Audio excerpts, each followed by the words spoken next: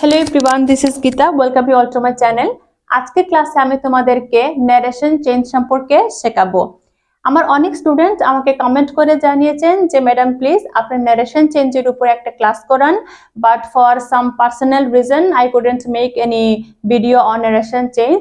But আজকে আমি তোমাদেরকে ন্যারেশন চেঞ্জ খুব সহজ করে বোঝানোর চেষ্টা করব, এই কারণেই কারণ যারাই আমার এই ভিডিও থাম্বনেইল দেখে ভিডিওটাকে ক্লিক করেছো তারা সবাই মানে তোমাদের সবারই কিন্তু ন্যারেশন চেঞ্জের কনসেপ্টটা এখনো ক্লিয়ার হয়নি বলেই এই ভিডিওটা তোমরা দেখতে চাইছো। তো আমারও তো একটা দায়িত্ব থাকে যে তোমাদেরকে যত পারি সহজ করে বুঝিয়ে দেওয়ার। তো আজকে আমি তোমাদেরকে প্রথমে একটা প্রশ্ন করব, সেটা হচ্ছে যে ন্যারেশন এই যে ন্যারেশন চেঞ্জ কথার অর্থ কি? তোমাদের মধ্যে বেশিরভাগ স্টুডেন্টই বলবে যে ম্যাডাম ন্যারেশন চেঞ্জ মানে তো উক্তি পরিবর্তন। সেটা তো সবাই জানে, বইয়ের মধ্যে লেখা উক্তি পরিবর্তন। বাট তুমি সত্যি করে নিজের বুকে হাত দিয়ে বলো, উক্তি পরিবর্তন মিনিংটা কি? বুঝেছো? কিছু বুঝোনি। আমি বলছি, একজনের কথা আরেকজন বলাকেই ইংলিশ গ্রামারের ভাষায় বলা হয় ন্যারেশন চেঞ্জ। ন্যারেশন চেঞ্জে কি করা হয়? কেউ একটা কথা তোমাকে বললো আর তুমি সেই কথাটা অন্য কাউকে বলে দিলে, এই একজনের কথা আরেকজনকে বলাকেই বলা হয় ন্যারেশন চেঞ্জ। ওকে, এবার আমরা ন্যারেশন চেঞ্জ দুই ভাবে করতে পারি। কি? প্রথমটা হচ্ছে ডাইরেক্ট স্পিচ, এবং আরেকটা হচ্ছে ইনডাইরেক্ট স্পিচ। বুঝা যাচ্ছে? ডাইরেক্ট স্পিচ এবং ইনডাইরেক্ট স্পিচ। ডাইরেক্ট স্পিচে কি হয় বলতো, আমাদের যে সাবজেক্ট থাকে বা আমাদের যে বক্তা থাকে, বক্তা নিজেই কথাটা বলে। যখন আমাদের সাবজেক্ট বা বক্তা নিজেই কথাটা বলে, সেই সেন্টেন্সকে বলা হয় ডাইরেক্ট স্পিচ। ওকে, ইনডাইরেক্ট স্পিচ হচ্ছে এখানে কিন্তু আমাদের সাবজেক্ট নিজে বলে না। হ্যাঁ, এখানে আমাদের সাবজেক্ট কি করে? অন্যের কথা বলে। এখানে আমাদের সাবজেক্ট অন্যের বিষয়ে অন্য কারো কথা বলে, এটা হচ্ছে ইনডাইরেক্ট স্পিচ। আর ডাইরেক্ট স্পিচে আমাদের সাবজেক্ট কিন্তু নিজে কথা বলে। ঠিক আছে, কনসেপ্ট বুঝাতে পেরেছি? এতটুকু তোমাদেরকে বুঝতে হবে। এবার ন্যারেশন চেঞ্জ তোমরা যদি শিখতে চাও, তাহলে আমাদের আরেকটা জিনিস জানা দরকার, সেটা হচ্ছে সেন্টেন্স। আমরা সেন্টেন্স ধরে ধরেই তো ন্যারেশন চেঞ্জ করব, কিন্তু তার আগে আমাদের এটা জানতে হবে যে সেন্টেন্স কত প্রকার এবং কি কি। ওকে, দেখো ইংরেজিতে সেন্টেন্স হচ্ছে 5 প্রকার। ঠিক আছে, প্রথমটা হচ্ছে অ্যাসার্টিভ সেন্টেন্স, তারপরে হচ্ছে ইন্টারোগেটিভ, তারপরে হচ্ছে ইন্টারোগেটিভ সেন্টেন্স। ঠিক আছে, আরেকটা হচ্ছে ইম্পেরাটিভ সেন্টেন্স, তারপরে আসছে অপটেটিভ সেন্টেন্স, এবং লাস্ট যে সেন্টেন্সটা সেটা হচ্ছে এক্সক্লেমেটরি সেন্টেন্স।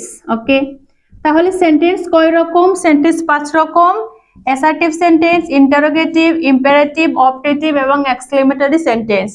অ্যাসার্টিভ সেন্টেন্স মানে হচ্ছে বিবৃতিমূলক বাক্য, অর্থাৎ যে সেন্টেন্সের মধ্যে আমরা একেবারে আমাদের সাদামাটা যে কথাগুলো, ডেইলি কনভারসেশন, যেমন সে খায়, আমি ঘুমাই, তারা হাঁটে, তারা খেলা করে, আমরা পড়াশোনা করি, তারা গান গাইছে, এই ধরনের যে একেবারে নর্মাল কথাবার্তাগুলি, সেগুলো হচ্ছে অ্যাসার্টিভ সেন্টেন্স। তারপরে আছে ইন্টারোগেটিভ সেন্টেন্সে আমরা কাউকে যখন প্রশ্ন করি, প্রশ্নবোধক সেন্টেন্সগুলিকে বলা হয় ইন্টারোগেটিভ সেন্টেন্স। তারপর ইম্পারেটিভ সেন্টেন্সে যখন আমরা কাউকে কোনো কিছু অর্ডার দেই কিংবা যখন রিকোয়েস্ট করি, রিকোয়েস্ট দেওয়া কিংবা অ্যাডভাইস দেওয়া, বাংলাতে বলি আদেশ করা, কাউকে যখন কোনো কিছু আদেশ করা, উপদেশ দেওয়া, অনুরোধ করা, এই ধরনের যে সেন্টেন্স গুলো, এগুলি হচ্ছে ইম্পারেটিভ সেন্টেন্স। তারপর হচ্ছে অপটেটিভ সেন্টেন্স। আমাদের মনে অনেক সময় অনেক আশা থাকে যে আমার ছেলেটা যদি অনেক অনেক ভালো পড়াশোনা করতো, খুব ভালো হতো। এটা কি? এটা আমার মনের একটা উইশ, আমার একটা ইচ্ছা। ওকে, অথবা আমরা ভগবানের কাছে প্রার্থনা করি, প্রে করি যে ভগবান তাকে ভালো রাখুক। তো আমাদের উইশ বা প্রে করি যে সেন্টেন্সে, সেই সেন্টেন্সগুলিকে বলা হয় অপটেটিভ সেন্টেন্স। ওকে, তারপরে আসছে এক্সক্লেমেটরি সেন্টেন্স। এক্সক্লেমেটরি সেন্টেন্সে আমরা যখন কোনো কিছু দেখে অবাক হই, ওয়ান্ডার, অ্যাস্টনিশড হই, অথবা দুঃখ পেলে আমরা একেবারে স্যাড, দুঃখে এবারে গলে যাচ্ছি, বা যখন আনন্দ আসে তখন এত বেশি খুশি হই যে আনন্দের আর সীমা থাকে না, এই ধরনের সেন্টেন্সকে বলা হয় এক্সক্লেমেটরি সেন্টেন্স। বাট আজকের ক্লাসে আমরা শিখব যে কোনো অ্যাসার্টিভ সেন্টেন্সে কিভাবে ন্যারেশন চেঞ্জ করা যায়। ওকে, একটু একটু আস্তে বলো, ঠিক আছে? এবার আমি তোমাদেরকে একটা সহজ একটা সেন্টেন্স দেখাচ্ছি, এগুলো মুছে ফেলি তাহলে ভালো হবে। যেমন ধরো আমি লিখলাম হি said to me, সে আমাকে বলেছিল। সে আমাকে কি বলেছিল? এখানে ক্ষমা দিলাম, ইনভার্টেড শুরু করলাম, আই এম সরি। সে আমাকে কি বলেছিল? I am sorry. আচ্ছা, আমি এখান থেকে আই এম সরি, সে আমাকে কোন কথাটা বলেছিল এক্স্যাক্টলি আই এম সরি, এই কথাটাকে আমি ডাবল ইনভার্টেড দিয়ে এটাকে আলাদা করে দিয়েছি। এবার এই যে ডাবল ইনভার্টেডের ভেতরে যে সেন্টেন্সটা রয়েছে, এটাকে ইংরেজি গ্রামারের ভাষায় বলা হয় রিপোর্টেড, বলা হয় রিপোর্টেড স্পিচ। ওকে, মনে থাকবে ডাবল ইনভার্টেডের ভেতরে বা কোটেশনের ভেতরে যে সেন্টেন্সটা থাকবে সেটাকে বলা হয় রিপোর্টেড স্পিচ, এবং এই কোটেশনের এই যে বাইরের অংশটা রয়েছে, কোটেশনের বাইরের অংশকে বলা হয় রিপোর্টিং ভার্ব। বোঝা যাচ্ছে? এটা হচ্ছে রিপোর্টিং ভার্ব। এবার এটা হচ্ছে একটা direct speech. He said to me, সে আমাকে বলেছিল। সে আমাকে কি বলেছিল? আই এম সরি, আমি দুঃখিত। তাহলে বলো তো এখানে এই আইটাকে, এখানে আইটা হচ্ছে হি। বোঝা যাচ্ছে? সে আমাকে বলেছিল আই এম সরি, আমি দুঃখিত, তাহলে এখানে আই কি? আইটা হচ্ছে হি। এবার এই সেন্টেন্সটাকে যদি তুমি ইনডাইরেক্ট করো কি হবে? আমরা যদি ডাইরেক্ট স্পিচে সেড টু পাই, সেই সেড টু এর বদলে আমরা সব সময় টোল্ড লিখব। ওকে, তাহলে সেন্টেন্সটা কি হচ্ছে? He told me. মি হচ্ছে আমাদের অবজেক্ট। এবার এই ক্ষমা এবং ডাবল ইনভার্টেড কে উঠানোর জন্য আমরা দ্যাট এর ব্যবহার করব। দ্যাট এখানে লিঙ্কার হিসাবে ব্যবহার হচ্ছে। এখানে এই দুইটা সেন্টেন্সের মধ্যে সম্পর্ক তৈরি করছে দ্যাট, এবং দ্যাটের দ্বারা আমরা এই ইনভার্টেড ক্ষমাকে তুলে দিয়েছি। এবার এখানে সাবজেক্ট রয়েছে আই। একটা জিনিস শুনো, দ্যাটের পরে আমরা সবসময় সাবজেক্ট বসাই, দ্যাটের পরে সবসময় সাবজেক্ট বসাই। তাহলে এখানে সাবজেক্ট কি আই লিখবো? আই লিখলে হবে? হবে না। কেন বলো তো? কারণ এই যে সে আমাকে বলেছিল আই এম সরি, আমি দুঃখিত, এখানে আইটা তো আসলে হি, তাহলে আমরা এখানে সাবজেক্ট কি লিখবো? সাবজেক্ট লিখবো এখানে আমরা হি। এবার একটু থামো, এখানে তো আমি হিটা লিখলাম। এখানে আরেকটা বিষয় জানার আছে, ডেটের পরে আমরা যে সাবজেক্টটি লিখবো সেটা কখনো আমরা ক্যাপিটাল লেটার দিয়ে লিখবো না। ডেটের পরে আমাদের যে সাবজেক্টটাই আসবে সেটা সবসময় কিন্তু স্মল লেটার দিয়ে লিখতে হবে। ওকে, আচ্ছা, আমি যে বললাম ডেটের পরে সবসময় সাবজেক্ট বসে, সাবজেক্ট কি বলতো? সাবজেক্ট হচ্ছে ডেটের পরে আমরা কাকে কাকে বসাই, যেমন I, you, he, she, we, they, এগুলি কি? এগুলো হচ্ছে সাবজেক্ট। ওকে, কিন্তু ডেটের পরে এই জিনিসটাও এক্সট্রা আগে বলছি, যেটা একটু পরে কাজে আসবে। ডেটের পরে আমরা কখনো আস লিখবো না, উই লিখবো না, হার লিখবো না, হিম লিখবো না, দ্যাম লিখবো না, আস, এগুলি আমরা কখনো লিখবো না। ডেটের পরে সব সময় সাবজেক্ট বসবে, কখনো এই অবজেক্টিভ ওয়ার্ডগুলি কিন্তু কখনো বসবে না, মনে থাকবে। তাহলে এবার দেখো,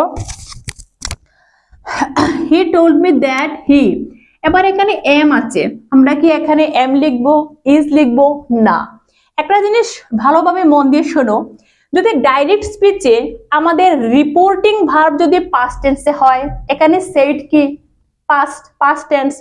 রিপোর্টিং ভার্বের যে মেইন ভার্বটা যদি পাস্ট টেন্সে হয় তাহলে রিপোর্টেড স্পিচটাও কিন্তু পাস্ট টেন্স হবে। বোঝা যাচ্ছে? তাহলে এখানে সাবজেক্ট আমরা হি লিখেছি, এখানে কি বসবে? একটা জিনিস দেখো, ডাইরেক্ট স্পিচে যদি কখনো এম, ইজ অথবা আর হয় তাহলে ইনডাইরেক্ট স্পিচে এই এম ইজ আরটা হয়ে যাবে ওয়াজ, ওয়্যার। এই যে আমি এখন বলছি এগুলো খুবই ইম্পর্টেন্ট, এগুলো তোমাকে একেবারে ভালোভাবে বুঝতে হবে, না হলে পরবর্তী সময়ে বাকি নারেশনগুলি করতে পারবে না। যদি ডাইরেক্টলি আমরা কখনো ওয়াজ কিংবা ওয়্যার দেখি তাহলে ইনডাইরেক্টে সেটা হয়ে যাবে সেটা হ্যাড বিন। ওকে, ডাইরেক্টে যদি আমরা কখনো হ্যাজ অথবা হ্যাভ পাই ইনডাইরেক্টলি সেটা হয়ে যাবে হ্যাড। ডাইরেক্টে এম ইজ আর থাকলে ইনডাইরেক্টে ওয়াজ ওয়্যার, ডাইরেক্টে ওয়াজ ওয়্যার থাকলে ইনডাইরেক্টে হবে হ্যাড বিন, ডাইরেক্টে যদি হ্যাজ হ্যাভ থাকে তাহলে ইনডাইরেক্টে সেটা হয়ে যাবে হ্যাড। বোঝা যাচ্ছে? তাহলে এবার আমি কি বলেছি, রিপোর্টিং ভার্ব যদি পাস্ট টেন্সে হয় রিপোর্টিং স্পিচটাও কিন্তু পাস্ট টেন্সে হবে। তাহলে হি এর পরে এখানে আমরা ওয়াজ বসাবো, ঠিক আছে? তারপর সরি লিখে দিলাম। আর একটা জিনিস, সব সময় ইনডাইরেক্ট স্পিচের লাস্টে সবসময় আমরা ফুল স্টপ বসাবো। ওকে, আমরা ভয়েস চেঞ্জের ক্লাসে একটা জিনিস দেখেছিলাম যে ভয়েস চেঞ্জে যদি অ্যাক্টিভ ভয়েসের শেষে কোয়েশ্চেন মার্ক থাকে প্যাসিভ ভয়েসের শেষে কোয়েশ্চেন মার্ক হবে। অ্যাক্টিভ ভয়েসে যদি কোনো এক্সক্লেমেটরি মার্ক থাকে প্যাসিভ ভয়েসে এক্সক্লেমেটরি মার্ক হবে। বাট ন্যারেশন চেঞ্জের ক্ষেত্রে সেই নিয়মটা নেই। ন্যারেশন চেঞ্জের ক্ষেত্রে ইনডাইরেক্ট স্পিচের শেষে সব সময় ফুল স্টপ হবে। ওকে, তাহলে আমরা একটা শিখে নিলাম। এবার আরেকটা সেন্টেন্স দেই, এটা তোমরা নিজে নিজে করবে। যদি এইভাবে বলি, হি said to me I am, inverted comma দিলাম, I am coming here। এবার বলো তো এই সেন্টেন্সটাকে কিভাবে তোমরা ইনডাইরেক্ট করবে। প্রথমত বলে দিই, সেড টু এর বদলে আমরা সব সময় টোল্ড লিখবো। অ্যাসার্টিভ সেন্টেন্সে এটা একদম চিরসত্য। সেড টু এর বদলে টোল্ড লিখবো, হি টোল্ড মি, ঠিক আছে? আমরা ইনভার্টেড কমা উঠিয়ে দেবো দ্যাট দিয়ে।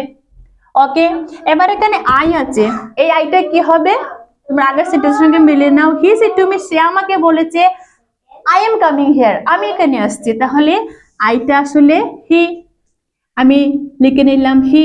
এখানে এমটা কি হবে বলো তো? এমটা হয়ে যাবে ওয়াজ, তারপর কামিং, ঠিক আছে? এবার তোমাকে একটু থামতে হবে। সেটা হচ্ছে, দেখো আমি এখানে হেয়ার লিখেছি। ডাইরেক্টে যদি হেয়ার থাকে তাহলে ইনডাইরেক্টে হেয়ারটা হয়ে যায় দেয়ার, ফুল স্টপ। এবার একটা জিনিস দেখো বাবা, একটু আস্তে। এবার হেয়ারটা দেয়ার হয়েছে, হেয়ার ডাইরেক্টে ইনডাইরেক্টে দেয়ার হয়েছে। এবার তুমি যদি এগুলিকে মুখস্থ করতে চাও, হেয়ার থাকলে দেয়ার হয়, এমিজার থাকলে ওয়াজওয়ার হয়, ওয়াজওয়ার থাকলে হ্যাডবিন হয়, এগুলিকে এতটাও মুখস্থ করার কিছু নেই। ওকে, তুমি এগুলিকে প্র্যাকটিস করো, প্রত্যেক দিন সেন্টেন্স প্র্যাকটিস করো, তাহলে দেখবে করতে করতে এগুলো মুখস্থ হয়ে যাচ্ছে। আর শুধু মুখস্থ করে থাকলে মানে ন্যারেশন এত তাড়াতাড়ি শিখতে পারবে না। এই জন্য প্রত্যেক দিন তোমরা সেন্টেন্স প্র্যাকটিস অবশ্যই করবে, ঠিক আছে? তারপরে আমি আরেকটা সেন্টেন্স লিখি। এবার যে সেন্টেন্সটা বলবো এটা খুবই চমৎকার, খুবই মজার। Rani says, inverted comma, I ate an apple। Rani says I ate an apple। Rani বলে আমি একটি অ্যাপল খেয়েছিলাম। ইট মানে খাওয়া, এইট মানে খেয়েছিলাম। ইটের পাস্ট ফর্ম হচ্ছে এইট। এবার রানী সেজ, এখানে কোনো পরিবর্তন হবে না। কেন বলো তো? এখানে যে রিপোর্টিং ভার্ব রয়েছে, এখানে রিপোর্টিং ভার্ব কিন্তু প্রেজেন্ট টেন্সে আছে। ওকে, রিপোর্টিং ভার্ব যদি প্রেজেন্ট টেন্সে থাকে তাহলে রিপোর্টেড স্পিচের কোনো পরিবর্তন হবে না। আমি আগে বলেছিলাম যে রিপোর্টিং ভার্ব যদি পাস্ট টেন্সে থাকে রিপোর্টেড স্পিচও পাস্ট টেন্সে হবে। রাইট। কিন্তু এবার বলছি রিপোর্টিং ভার্ব যদি প্রেজেন্ট টেন্সে থাকে রিপোর্টেড স্পিচের কোনো টেন্সের পরিবর্তন হয় না। তাহলে ইনভার্টেড কমাটা আমরা উঠিয়ে নিলাম। এখানে কি আমরা সাবজেক্ট আই লিখবো? আই লিখবো না তো। রানী সেজ, রানী বলে আমি অ্যাপল খেয়েছিলাম, আই এট এন অ্যাপল। তাহলে এখানে আই বলতে কি? এখানে আই বলতে রানী, রানী একটা মেয়ে, তাহলে মেয়ের নামের পরিবর্তে আমরা সে লিখি এট অ্যান অ্যাপল। ওকে, এখানে কিন্তু এই এইটাকে কোনো পরিবর্তন করব না, এই কারণে করব না কারণ আমাদের রিপোর্টিং ভার্বটা কিন্তু সেজ অর্থাৎ প্রেজেন্ট টেন্সে রয়েছে, এই জন্য আমাদের এই রিপোর্টেড স্পিচের টেন্সের কোনো পরিবর্তন হবে না। এবার আরেকটা জিনিস এখানে বোঝার আছে, সেটা হচ্ছে যদি এই রিপোর্টিং ভার্বটা যদি ফিউচার টেন্সে থাকতো, যদি আমরা এইভাবে বলতাম যে Rani will say I ate an apple, তাহলে কি এখানে টেন্সের কোনো পরিবর্তন হতো? না, হবে না। রিপোর্টিং ভার্ব যদি ফিউচার টেন্সে থাকে কিংবা রিপোর্টিং ভার্ব যদি প্রেজেন্ট টেন্সে থাকে, রিপোর্টিং ভার্ব যদি প্রেজেন্ট টেন্সে কিংবা ফিউচার টেন্সে থাকে তাহলেও কিন্তু এই রিপোর্টেড স্পিচের টেন্সের কোনো পরিবর্তন হবে না। ওকে, দেখো তারপরে আরেকটা সেন্টেন্স আমি তোমাদেরকে বলছি, যেমন he said to me you will reach on time। এবার এই সেন্টেন্সটা একটু কঠিন আছে, জাস্ট একটু ব্রেনটাকে খাটাতে হবে, ঠিক আছে। হে said to me, এটা আমরা জানি said to এর বদলে আমরা told লিখব, he told me, ঠিক আছে। এবার আমরা ইনভার্টেড কমা উঠিয়ে দিলাম দ্যাট দিয়ে, এতটা তো খুব সহজ। এবার দ্যাটের পর আমরা কোন সাবজেক্টটা বসাবো বলো তো? দেখো, যদি আমরা রিপোর্টেড স্পিচের মধ্যে আমরা সাবজেক্ট ইউ পাই, হ্যাঁ, যদি রিপোর্টেড স্পিচে আমরা এখানে ইউ আছে, যদি রিপোর্টেড স্পিচে আমরা ইউ কে খুঁজে পাই তাহলে ইউ সবসময় সেই টু এর পরে যে অবজেক্ট থাকে সেই অবজেক্ট অনুযায়ী পরিবর্তন হয়, ঠিক আছে। এখানে মি কে ভালোভাবে সেন্টেন্সটাকে পড়ো, যত পড়বে বুঝবে। হি সেড টু মি, সে আমাকে বলেছিল। সে কাকে বলেছিল? হি সেড টু মি, সে আমাকে বলেছিল you will reach on time, তুমি সময় মতো পৌঁছবে। তাহলে কেন ইউটা হচ্ছে মি, বোঝা যাচ্ছে? সে আমাকে বলেছিল তুমি সময় মতো পৌঁছবে, তাহলে ইউটা মি হলো না। এছাড়াও আরেকটা সহজ পদ্ধতি হচ্ছে, যখন আমরা রিপোর্টেড স্পিচের মধ্যে ইউ পাবো সবসময় ভাববে ইউ এর পরিবর্তন সবসময় সেড টু এর পরে যে অবজেক্ট থাকবে সেই অবজেক্ট অনুযায়ী পরিবর্তন হবে, ঠিক আছে। তাহলে এখানে ইউ যদি মি হয়ে থাকে তাহলে মি এর বদলে আমরা কি লিখতে পারবো? আই। এই যে ছোট ছোট জিনিস আছে, ইউ এর বদলে কেন ইউটা কেন মি অনুযায়ী পরিবর্তন হবে, আর এখানে আমরা মি না লিখে আই কেন লিখছি? হ্যাঁ, আই এই কারণেই লিখছি, দেখো এই যে ভার্ব আছে, ভার্বের আগে সব সময় সাবজেক্ট হয়, ভার্বের পরে সব সময় অবজেক্ট হয়। এখানে দেখো, এখানে সেড টু হচ্ছে ভার্ব, ভার্বের আগে হি হচ্ছে সাবজেক্ট, মি হচ্ছে অবজেক্ট, তাহলে মিটা হয়ে গেল আই। এবার আই এর পরে আমরা উইল বলবো, উইলটাকে পাস্ট টেন্স করলে কি হবে? উড হবে। বেশিরভাগ স্টুডেন্ট দেখা যায় এই জায়গাতে এসে আটকে যায়। আমরা টেন্সের ক্লাসে, আমরা ফিউচার টেন্সের ক্লাসে শিখেছিলাম যে সাবজেক্ট যদি আই এবং উই হয় তার সঙ্গে আমরা হেল্পিং ভার্ব শ্যাল ব্যবহার করি, রাইট। তাহলে শ্যালের পাস্ট ফর্ম কি হবে? শুড হবে। তাহলে আমরা এখানে উড লিখবো?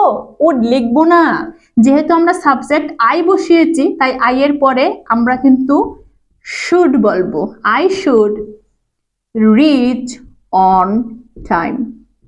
তোমরা ভিডিওটাকে বারবার রিপিট করে দেখো, ক্লাসটা বারবার রিপিট করে দেখো, এগুলোকে নোট ডাউন করো, তাহলে একদিন দুদিন তিনদিন প্র্যাকটিস করলে একেবারে ক্লিয়ার হয়ে যাবে, ঠিক আছে। তো ভিডিওটা যদি সত্যি তোমাদের কাছে ইউজফুল হয় অবশ্যই একটা লাইক করবে, চ্যানেলে প্রথমবার হয়ে থাকলে now subscribe my channel to get more and more information from my channel. Thank you very much.